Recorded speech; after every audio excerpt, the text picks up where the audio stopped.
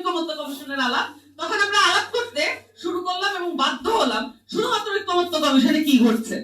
শুধুমাত্র ঐক্যমত্য কমিশনে কতটুকু জিনিস নিয়ে আলাপ হচ্ছে, পিআর হবে কি হবে না, নিম্নকক্ষে পিআর আসবে কি আসবে না, সেটা নিয়েও রাজনৈতিক দলগুলো, যখন আপনার আকাঙ্ক্ষা কমে আসে তখন রাজনৈতিক যে দলগুলো যাদের মুখে কখনো 5 আগস্টের আগে সংস্কার শব্দটি শোনা পর্যন্ত যায়নি, তারা পর্যন্ত সংস্কারের রাজনীতিকে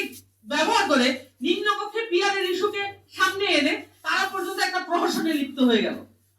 যারা সংস্কার সম্পর্কে কিছুই জানে না, যারা সংস্কার শব্দটি এর আগে উচ্চারণ পর্যন্ত করেনি, যাদের রাষ্ট্র প্রকল্প দেশের মানুষের সামনে উপস্থাপিত পর্যন্ত হয়নি, তাদের মুখে রাষ্ট্র সংস্কারের পিআর ইস্যুতে আমরা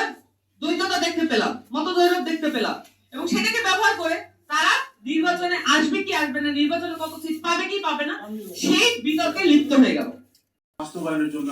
আর যেন কোনো গণঅভ্যুত্থানের প্রয়োজন না হয়, এইটা স্মরণ রেখে আজকে যে মূল প্রবন্ধটি